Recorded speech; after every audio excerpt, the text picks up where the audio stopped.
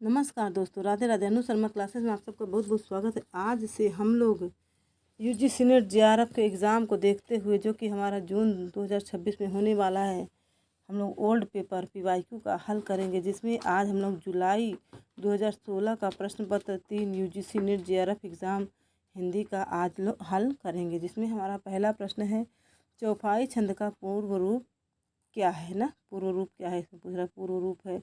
तो हम सबको पता है कि आरिल्य, यहाँ पे अरिल्य होना चाहिए दोस्तों, थोड़ी सी मिस्टेक है,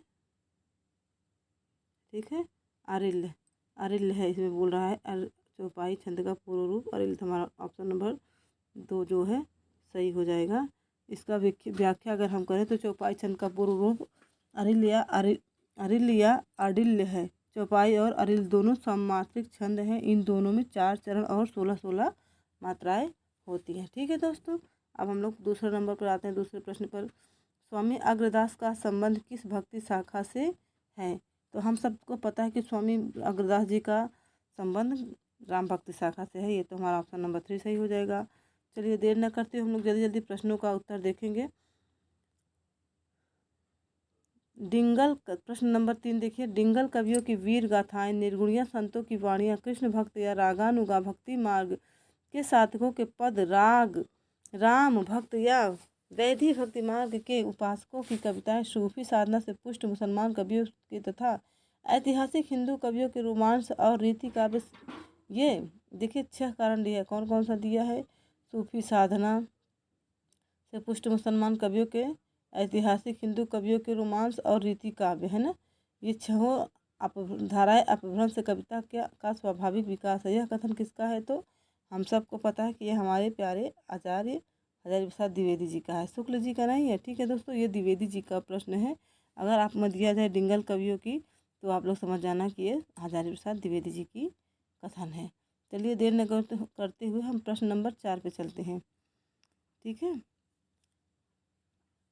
जायसी ने अपनी किस काव्य कृति में कयामत का वर्णन किया है ना? तो हम सबको पता है कि जायसी जी ने अपनी किस काव्य कृति में की है? तो आखिरी कलाम में, है ना। आखिरी कलाम हमारा ये इनका, ये ऑप्शन नंबर 3 यहाँ दिया है लास्ट में, इसी में हम लोग देखेंगे। फिर आते हैं विशिष्टाद्वैतवाद के प्रस्तोता आचार्य कौन है, ऐसा पूछ रहा है। प्रस्तोता आचार्य कौन है? तो हम सबको पता है कि राम विशिष्ट मतलब रामानुजाचार्य जी विशिष्टाद्वैतवाद के हैं। इसमें शंकराचार्य जी के बारे में देखिए, तो हमारे शंकराचार्य जी अद्वैतवाद के हैं, जो कि स्मार्त संप्रदाय इनका है, और अद्वैतवाद इनका जो है दर्शन है। फिर उसके बाद आते हैं रामानंद जी के बारे में। तो रामानंद जी का क्या है, आप बताइए। रामानंद जी का जो संप्रदाय है, आप में कमेंट में ज़रूर बताइएगा, ठीक है।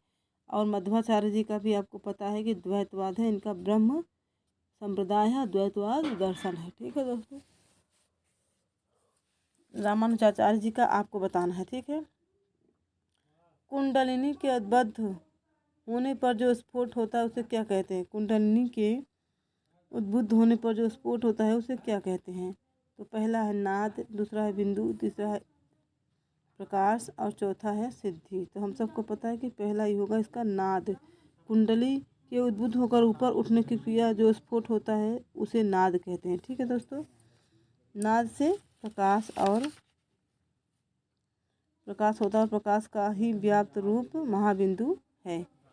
चलिए, अब विशिष्टाद्वैतवाद के प्रस्तोता कौन है, ऐसा इसमें कहा था, तो हम लोगों ने भी पढ़ लिया है कि रामानुजाचार्य जी हैं, ठीक है। अब हम लोग देखें गौड़ी संप्रदाय के संस्थापक कौन है ना। गौड़ी संप्रदाय के संस्थापक कौन है, ऐसा हमको देखना है। तो हम सबको पता है कि गौड़ी संप्रदाय के संस्थापक चैतन्य महाप्रभु जी हैं, ठीक है दोस्तों। अगर और हम पूछे कि हित हरिवंश जी है ना, हरिदास निरंजनी जी, तो निरंजनी संप्रदाय में है। और फिर लाल दास जी का पूछ ले तो लाल पंथ से हैं। हित हरिवंश राधा वल्लभ, वीर भानु जी साधो संप्रदाय से हैं। जगजीवन दास हमारे सत्यरामी संप्रदाय से हैं। इस तरह से हमें सभी संस्थापक और संप्रदायों का भी नाम याद होना चाहिए। हित 84 के रचयिता कौन है, आपसे पूछ रहे हैं। तो हित 84 के रचयिता आप सबको पता है कि हित हरिवंश जी स्वयं है, इसमें कोई डाउट की बात नहीं है। फिर देखिए, अगर हम लोग इसमें देखें कि हित हरिवंश जी की और रचनाएँ कौन सी है, तो यमुनाष्टक है। स्वामी हरिदास के बारे में अगर देखें कि स्वामी हरिदास की रचनाएँ कौन कौन सी है, तो सिद्धांत के पद है, केलीमाल है। और नंददास जी की देखें तो क्या है, श्याम सगाई है, सुदामा चरित है। और चित्त स्वामी जी का देखें तो पदावली इनकी रचना है। फिर प्रश्न नंबर 10 देखिए, यह सूचित करने की आवश्यकता नहीं कि न तो सूर का अवधि पर अधिकार था और न जायसी का ब्रजभाषा पर। यह कथन किसका है? यह सूचित करने की आवश्यकता नहीं है कि न तो सूर का अवधि पर अधिकार था और न जायसी का ब्रजभाषा पर। यह कथन हम जानते हैं कि किसका है। आप सबको पता है कि यह कथन हमारे प्यारे आचार्य रामचंद्र शुक्ल जी का है। ठीक है दोस्तों, इसमें कोई संशय नहीं है। फिर चलिए देर न करते हम लोग 11 नंबर के प्रश्न पर चलते हैं। क्या कह रहा है? धर्म का प्रवाह कर्म, ज्ञान और भक्ति इन 3 धाराओं में चलता है। इन तीनों के सामंजस्य से धर्म अपनी पूर्ण सजीव दशा में रहता है। किसी एक के भी अभाव में वह विकलांग रहता है। यह कथन किसका है? तो आप सबको पता है कि ये हमारे प्यारे आचार्य शुक्ल जी का कथन यह भी है। ठीक है, देखिए आचार्य रामचंद्र शुक्ल की से कितने कथन बन रहे हैं और हमने अपने चैनल पर आचार्य रामचंद्र शुक्ल की पूरी किताब अक्षरशः पढ़ाई है। अगर आपको पढ़ना है तो आप एक बार चैनल पर विजिट जरूर करें और हमारे चैनल को लाइक, सब्सक्राइब एंड शेयर भी जरूर करें। अब 12 देखिए, 12 नंबर का प्रश्न हमारा क्या है? इनमें से किस कवि ने न सिख शीर्षक से काव्य ग्रंथ की रचना नहीं की? तो हमें देखिए कुलपति मिश्र जी हैं, दूसरे ऑप्शन में नृप शंभू है, तीसरे में सूरत मिश्र है, चौथे में पजनीश जी हैं। तो हम सबको पता है कि ये चारों ही कवि जो है नख सिख शीर्षक से रचना किए हुए हैं, इसलिए इनमें से कोई भी विकल्प सही नहीं है। अब देखिए अंग दर्पण किस कवि की रचना है, ऐसा पूछ रहा है ना। तो आप सबको पता है कि अंग दर्पण हमारे रसलेन जी की रचना है। ऑप्शन नंबर ए सही हो जाएगा हमारा। ठीक है, कह रहा है गिरा अर्थ जल बीच सम, कहियत भिन्न न भिन्न, बंदो सीता राम पद जिनहि परम प्रिय खिन्न, है ना। गिरा अर्थ जल बीच कहियत भिन्न न भिन्न और बंदो सीता राम पद जिन्हें परम प्रिय खिन्न। यह कथन किस कवि की पंक्ति है? मतलब तो हम सबको पता है कि इसको पढ़ते ही आप लोगों ने तुरंत टिक कर लिया होगा कि आचार्य तुलसीदास जी, गोस्वामी तुलसीदास जी की ये रचनाएं हैं। ठीक है दोस्तों, फिर आते हैं चिरंजीवी जी जोरी जुरे क्यों न स्नेह गंभीर, को घटी वे विष जाए वे हलधर के वीर, है ना। चिरंजीवी जी जोरी जुरे क्यों न स्नेह गंभीर, को घटी वे वृषभानुजा ये हलधर के वीर। वृषभानुजा और हलधर में कौन सा अलंकार है, ऐसा पूछ रहा है। तो हम सबको पता है कि यहाँ पे हमारा क्या हो जाएगा, श्लेष अलंकार हो जाएगा। ठीक है दोस्तों, श्लेष अलंकार हमारा ऑप्शन नंबर 3 सही हो जाएगा। क्योंकि वृषभानुजा में वृषभानुजा मतलब वृषभ प्लस अनुजा अर्थात बैल की बहन, और फिर दूसरा है वृषभानुजा वृषभानु और प्लस जा अर्थात राजा वृषभानु की पुत्री राधा। ठीक है, फिर तीसरा अर्थ इसमें दिया हलधर अर्थात बैल, चौथा हलधर हल को धारण करने वाला अर्थात बलराम। इस प्रकार वृषभानुजा और हलधर के में श्लेष अलंकार है। ठीक है दोस्तों, फिर हम लोग आते हैं प्रश्न नंबर 16 पर देखते हैं। पानिप अपार धन आनंद उकति ओछी, है ना, जतन जुगत जोन कौन पे नपति है ना। इस उक्त काव्यांश में कवि क्या कहना चाहता है? ऐसे है, पानिप अपार धन आनंद उकति ओछी, जतन जुगत जोन है कौन पे नपति है। उक्त काव्यांश में कवि क्या कहना चाहता है? तो हमारा पहला ऑप्शन देखिए, नायिका के सौंदर्य का वर्णन असंभव नहीं है, नायिका के सौंदर्य से अच्छी कवि की उक्ति है।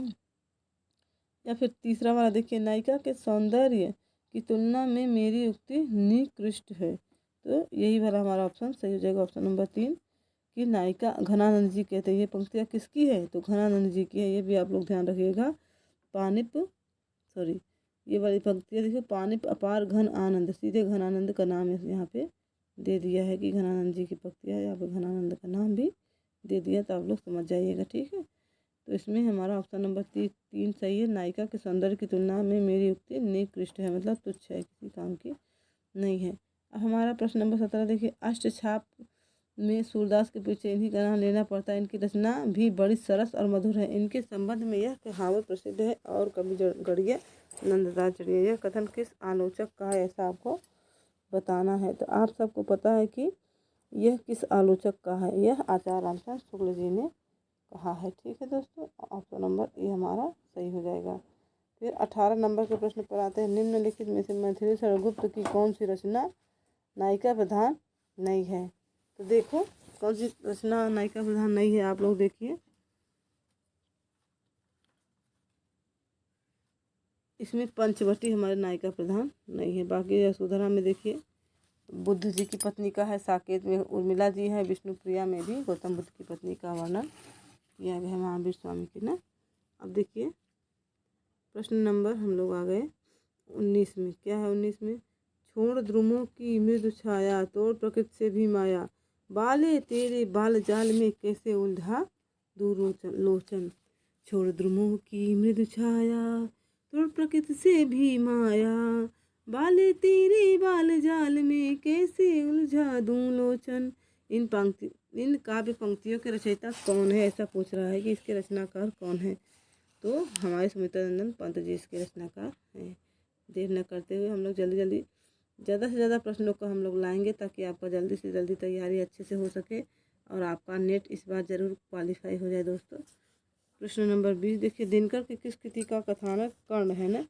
तो देखिए कुरुक्षेत्र, रश्मिरथी, परशुराम की प्रतीक्षा, उर्वशी। तो हम सबको पता है कि इसमें रश्मिरथी ही कर्ण का वो है, इसमें सूत्रपुत्र कर्ण को कहा जाता है। ठीक है दोस्तों, ऑप्शन नंबर 2 हमारा सही हो जाएगा। अब एक और सवाल देखिए प्रश्न, अब तक क्या किया जीवन क्या किया, ज़्यादा लिया और दिया बहुत कम।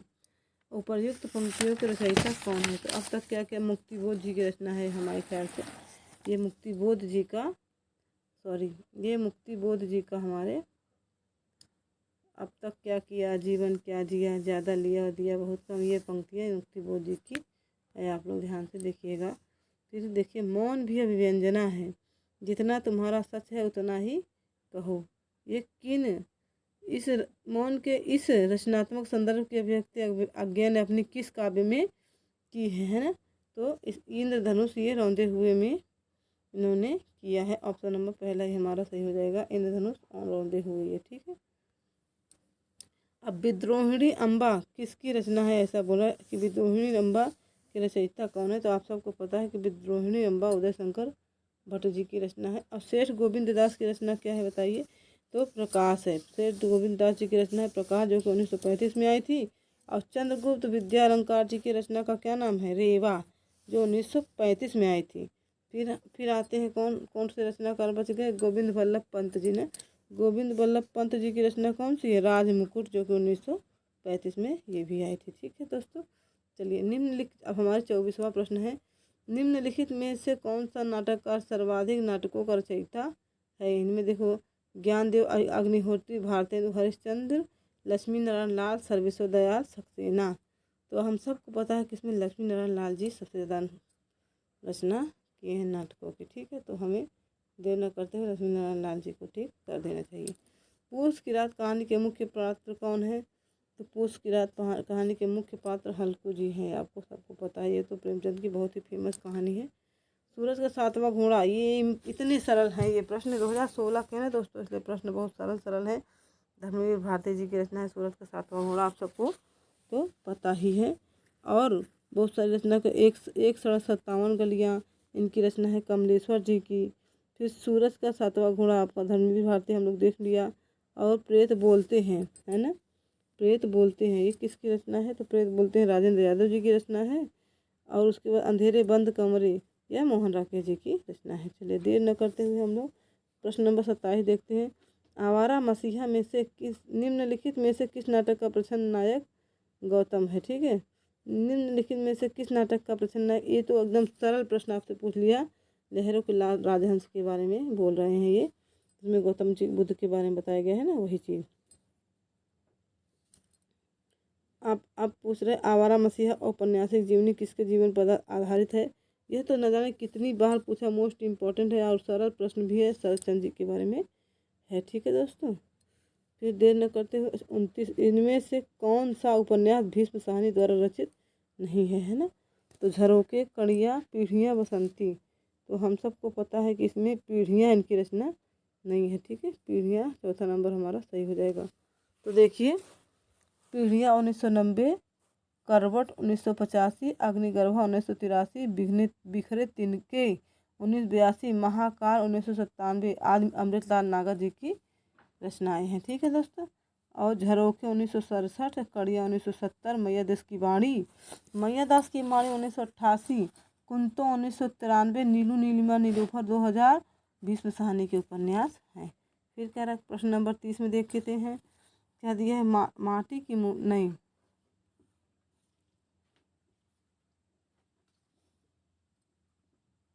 नागार्जुन द्वारा 29 है। प्रश्न नंबर 30 है, नागार्जुन द्वारा रचित मछुआरों को जीवन पर आधारित उपन्यास है ना। तो कौन सा उपन्यास है? तो आप सबको पता है किसमें है, वरुण के बेटे उपन्यास जो है, वरुण के बेटे। ऑप्शन नंबर 2 नागार्जुन द्वारा रचित मछुआरों के जीवन पर आधारित उपन्यास है। बाकी उपन्यासों के भी आप चाहें तो कथा वस्तु जान सकते हैं, जैसे बूंद और समुद्र 1956 में आई थी, और इसमें विषय वस्तु लखनऊ का चौक, वर्णन जातिवाद एवं पूंजीवाद है। ठीक है। और इसके लेखक कौन है आप सबको पता है, इसके लेखक अमृतलाल नागर जी हैं। फिर वरुण के बेटे, ये 1957 में आई थी। वरुण के बेटे मिथिला के मछुआरों का जीवन है, नागार्जुन जी की रचना है। सागर लहरें और मनुष्य, सागर लहरें और मनुष्य 1956 में आई थी। बम्बई के मछुआरों का जीवन, उदय शंकर भट्ट जी की रचना है।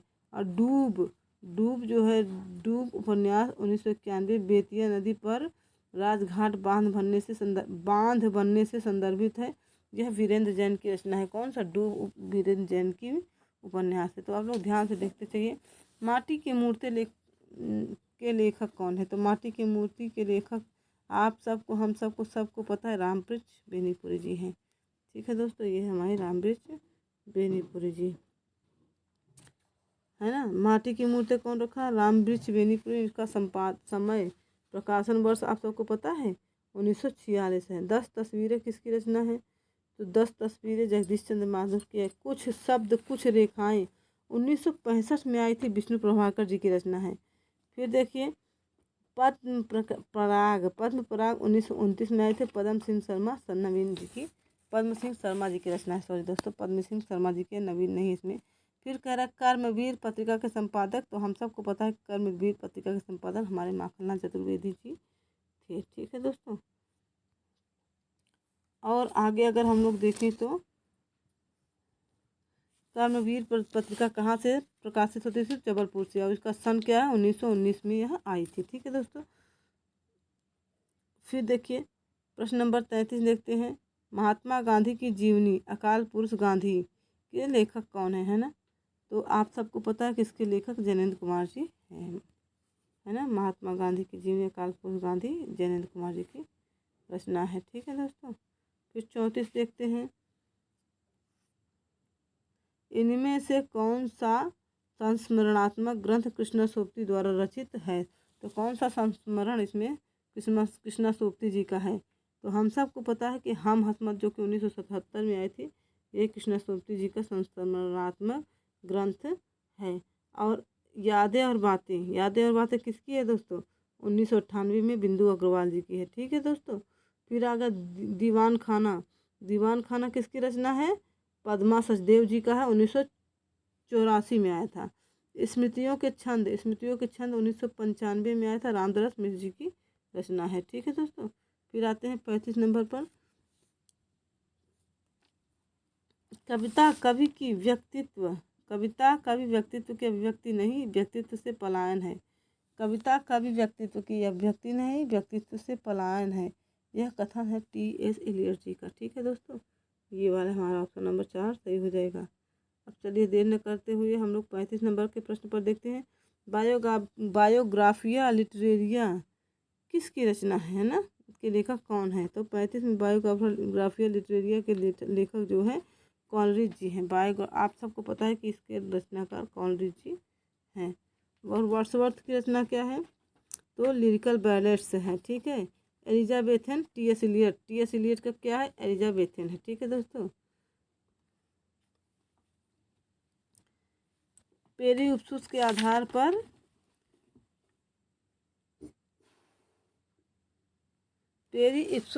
पर काव्य में उदात्त तत्व की अवधारणा का प्रवर्तन किसने किया था, है ना। पेरिप्सूस के आधार पर काव्य में उदात्त तत्व की अवधारणा का प्रवर्तन किसने किया था, ऐसा पूछ रहा है इसमें। तो आप सबको पता है कि इसके लेखक कौन हो जाएंगे।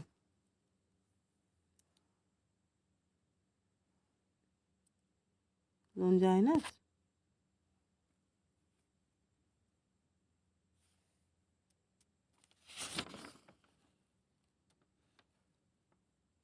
लॉन्जाइनस जी इसके लेखक हो जाएंगे, ठीक है।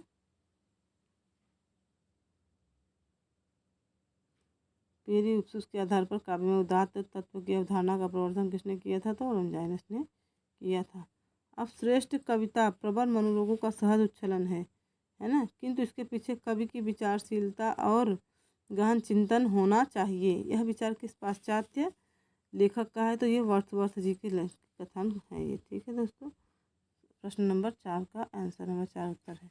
फिर नया साहित्य नए प्रश्न ग्रंथ के लेखक कौन है, तो नया साहित्य नए प्रश्न आप सबको पता है, यह नंद दुलारे वाजपेयी जी की रचना है, ठीक है दोस्तों। प्रतिभा का संबंध किससे है, काव्य हेतु, काव्य स्वरूप, काव्य प्रयोजन या काव्य लक्षण। तो हम सबको पता है कि प्रतिभा का प्रयोजन हमारे काव्य हेतु से ही होगा। ऑप्शन नंबर ए ही सही हो जाएगा। अब 40वां प्रश्न देखिए, कवि वचन सुधा के संपादक कौन है ना। तो कवि वचन सुधा के संपादक भारतेंदु हरिश्चंद्र जी है। आपको सबको बताइए, तो बहुत ही ज़्यादा सिंपल प्रश्न हो गया। अब ये 2016 का प्रश्न है, इसलिए आपको सरल लग रहा होगा। धीरे धीरे हम लोग सरल से कठिन प्रश्नों की ओर चलेंगे। तो चलिए देर न करते हुए हम लोग सब इसमें देखिए, कवि वचन सुधा 1868 में आई थी, भारतेंदु हरिश्चंद्र जी की पत्रिका थी। फिर बद्री नारायण चौधरी प्रेमघन जी की जो है स्थापना वर्ष किसका है, संपादन है प्रेमनंद आनंद कादम्बिनी है ना। आनंद कादम्बिनी के प्रकाशन या स्थापना वर्ष 1881 है, प्रेमघन जी की रचना है। और राधा कृष्णदास जी की रचना क्या, किसका मतलब पत्रिका कौन सी है, सरस्वती है, राय कृष्णदास राधा कृष्णदास जी की सरस्वती पत्रिका, ठीक है। फिर आते हैं क्या, बद्री नारायण चौधरी प्रेमघन का हो गया। अब पीयूष प्रवाह किसका है, तो 1884 में आया था, अंबिका दत्त व्यास जी की रचना है। चलिए देर न करते हम लोग रचना काल के आधार पर निम्नलिखित रचनाओं का सही अनुक्रम लगाते हैं, ठीक है। तो हमारा इसमें चौथा सही होगा ज्ञानदीप है ना। पहले क्या होगा, ज्ञानदीप होगा, फिर प्रेम रतन होगा, फिर हंस जवाहिर होगा, फिर इंद्रावती, ठीक है। हमारा प्रश्न नंबर 4 इसका उत्तर सही हो जाएगा, ठीक है। चलिए देर न करते हुए जल्दी जल्दी हम लोग करते हैं। रचना काल के आधार पर निम्नलिखित रचनाओं का सही अनुक्रम लगाना है। इसका भी दूसरा नंबर सही है, चंदावन मृगावती मधुमालती चित्रावली। चंदावन मृगावती मधुमालती चित्रावली हो गया। फिर हम लोग आते हैं नेक्स्ट क्वेश्चन 43 पर। जन्म काल के आधार पर निम्नलिखित रचनाओं का सही अनुक्रम बताना है ना। जन्म काल के आधार पर तो भूषण है, चिंतामणि है, केशवदास है, सेनापति। दूसरे में देखिए क्या है, सेनापति है, भूषण है, केशवदास है, चिंतामणि जी हैं। और तीसरा है केशवदास है, सेनापति है, चिंतामणि और भूषण। चौथे ऑप्शन में दिया है सेनापति, केशवदास, भूषण और चिंतामणि। तो हम सबको पता है कि इसमें तीसरा हमारा सही है, क्योंकि सबसे पहले हमारे केशवदास जी आएंगे, यहीं से समझ लीजिए। केशवदास तीसरे नंबर पे है, फिर सेनापति, फिर चिंतामणि, फिर भूषण, ठीक है दोस्तों। फिर आते हैं प्रश्न नंबर 44 पर। जन्म काल के आधार पर निम्नलिखित कवियों का सही अनुक्रम लगाना है फिर से। तो जिसमें से पहला हमारा कौन है, बद्री नारायण चौधरी प्रेमघन है, प्रताप नारायण मिश्र हैं, भारतेंदु हरिश्चंद्र, जगमोहन सिंह हैं, ठीक है। फिर दूसरा भारतेंदु हरिश्चंद्र, प्रताप नारायण मिश्र, जगमोहन सिंह, बद्री नारायण चौधरी प्रेमघन। तो इसमें टाइम न लेते हुए हम लोग तीसरा हमारा सही हो जाएगा, भारतेंदु हरिश्चंद्र, धर्मवीर, बद्री नारायण चौधरी प्रेमघन और प्रताप नारायण मिश्र है ना, जगमोहन सिंह, ये सब है। लेकिन हमारा तीसरा ऑप्शन सही है, भारतेंदु हरिश्चंद्र, बद्री नारायण चौधरी प्रेमघन और क्या है, प्रताप नारायण मिश्र है ना, और जगमोहन सिंह। यही हमारा ऑप्शन नंबर 3 सही हो जाएगा। फिर हम आते हैं प्रश्न नंबर 45 पर। प्रश्न नंबर 45 देखिए क्या बोल रहा है। तो जयशंकर प्रसाद की निम्नलिखित काव्य कृतियों का सही अनुक्रम लगाना है। तो आप सबको पता है कि कानन कुसुम, आंसू, लहर, झरना है ना, ये है। तो इसमें हमारा प्रश्न नंबर 4 सही है, क्या? कानन कुसुम, झरना, आंसू और लहर, ये हमारी रचनाएं हो जाएंगी। कौन कौन सी हो जाएंगी? कानन कुसुम और झरना, आंसू और लहर। ठीक है, तो आप सबको पता है कि शोको जयशंकर प्रसाद की चौको सुभाष 1910 में आई थी, बबरू वाहन 1911 में, कानन कुसुम 13 में, प्रेम प्रतीक 14 में, विद्या चित्राधार 1918 में, झरना 18 में, आंसू 25 में, लहर 23 में आया था। ठीक है, जन्म काल के आधार पर कवियों का सही अनुक्रम लगाना है। तो जिसमें पहले नागार्जुन जी हैं, त्रिलोचन है, भवानी प्रसाद मिश्र जी हैं और नरेश मेहता हैं। तो इसमें हमारा तीसरा ऑप्शन सही है दोस्तों। ठीक है, तीसरा हमारा सही हो जाएगा, तीसरा नंबर हमारा सही हो जाएगा। देखिए, नागार्जुन, भवानी प्रसाद मिश्र, त्रिलोचन और नरेश मेहता, इन चारों को का सही अनुक्रम हो जाएगा। फिर नंबर 47 आ जाता है। 47 पे देखिए क्या है, प्रकाशन वर्ष के अनुसार भीष्म साहनी के नाटकों का सही अनुक्रम है। तो सही अनुक्रम में सीता खड़ा बाजार में, कबीरा खड़ा बाजार में, हानूस, आलमगीर और माधवी, ये है 4। ठीक है, तो हमारा इसमें कौन सा सही हो जाएगा आप बताइए। इसमें हमारा दूसरा नंबर सही हो जाएगा। क्या है दूसरे नंबर में? देखिए, हानूस है, कबीरा खड़ा बाजार में, माधवी और आलमगीर, यही हमारा सही हो जाएगा। फिर आते हैं हम लोग 48 नंबर के क्वेश्चन पे। 48 में देखिए क्या है, कथा वस्तु को प्रधान फल की प्राप्ति और अग्रसर कराने वाली चमत्कार पूर्ण अंश को अर्थ प्रकृति कहा जाता है। देखिए, फिर से एक बार प्रश्नों को पढ़ते हैं, क्योंकि प्रश्न बहुत इंपॉर्टेंट है। इन प्रश्नों को अच्छे से पढ़ेंगे तभी आप उत्तर सही से दे पाएंगे। कथा वस्तु को प्रधान फल की प्राप्ति की ओर अग्रसर कराने वाले चमत्कार पूर्ण अंश को अर्थ प्रकृति कहा जाता है। इनमें कौन सा सही है तो आपको बताना है। तो हम लोग पता है इसमें हमारा चौथा ऑप्शन सही हो जाएगा, बीज, बिंदु, पताखा, प्रकृति और कार्य, इसमें हमारा यही चौथा नंबर का ऑप्शन सही हो जाएगा। अब 49 नंबर पे हम लोग आते हैं। तो देखिए, प्रकाशन वर्ष के अनुसार मृदुला गर्ग के उपन्यासों का सही अनुक्रम लगाना है। ठीक है, तो इसमें हमारा पहला इसमें भी सही हो जाएगा, उसके हिस्से की धूप, चितकुबरा, मैं कठोगुलाब। ठीक है, तो इसमें देखिए, उसके हिस्से की धूप का प्रकाशन वर्ष 1975 ईस्वी है। फिर क्या दिया है, वंशज 1976, चितकुबरा 1979, अनित्य 1980, मैं 1984, कठगुलाब 86, मिलजुल मन 2009 में आया था। ये हमारी हो गई, कौन हो गया बताइए? मृदुला गर्ग जी। ठीक है,